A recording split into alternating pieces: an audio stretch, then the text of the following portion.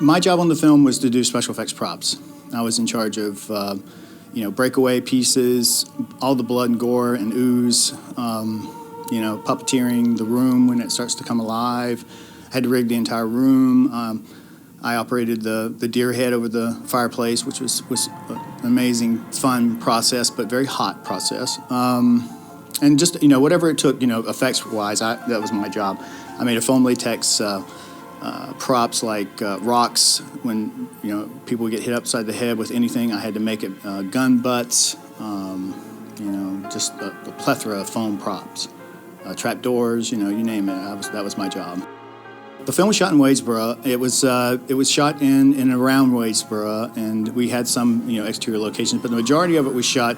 The exteriors were shot in this. It was Mr. Huntley's property. It was a farm, that they had shot The Color Purple at, and he had huge, amount of property there. So he allowed us to go in, and they built the exterior of the cabin there.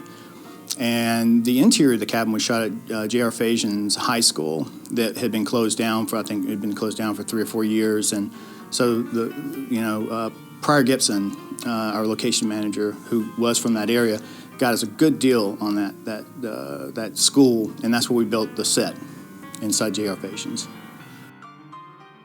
This is basically what you're looking at is where we built the set for Evil Dead 2. This is the old J.R. Fasion gymnasium. It's what's left of it.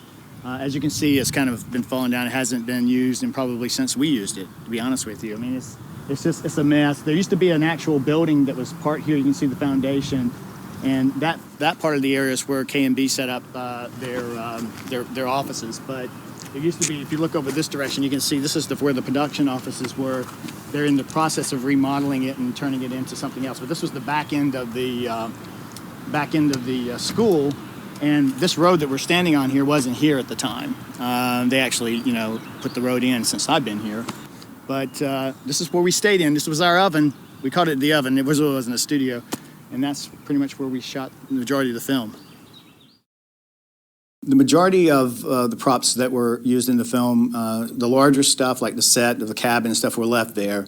And I think the rotten apple head was left at the school, and some kids got it and used it in a haunted house, for a couple years afterwards. But I'm sure by now it's rotted away because we really put that thing through hell when we had it on the set. So it was falling apart even that, during that process. So I'm sure it's gone now. But pieces of the cabin are still there. Pieces of the giant fake trees that we made are probably still there in some shape, form, or fashion. No problem. It's completely different, guys. All the Evil Dead people who worked on the film will not even recognize this place when we got out here. This wasn't here at all. This pasture, all this fencing and everything is completely different. But we're real close. I think someone said they saw the cabin, the back of the woodshed down here. So let's see what we can find. And this is the back of the woodshed. It's amazing that it's still standing. I tell you, it's just amazing because when they built the set, they literally went out and rummaged through old barns and they were falling apart then, and scavenged the wood to build this thing. So now the interior of the woodshed was a set, right? Yeah, the interior was the set. This was only used for when Ash would go inside. Yeah.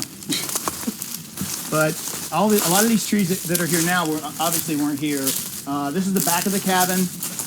Back over there is the back of the cabin. This is the front of the cabin. You can see the awning that was over the front of the cabin is completely collapsed. Well, when we made the film, we had no idea that the film was going to have the impact that it would have. I had worked on Cat's Eye, worked on a couple other films prior, and to me, it was just about survival.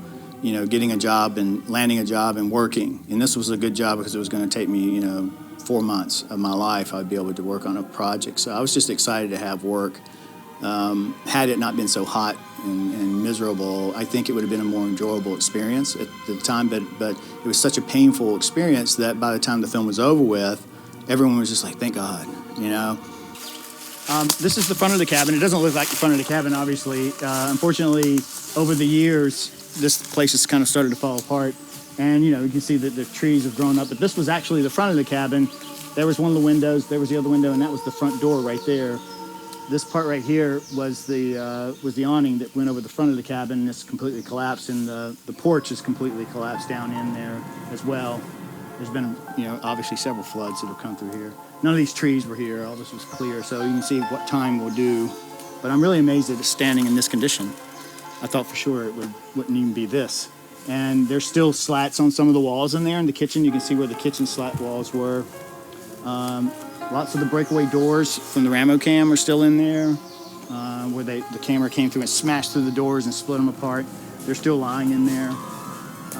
It's still pretty amazing that this is here. I'm just blown away. I can't believe this tree is still here. That's amazing. It's amazing.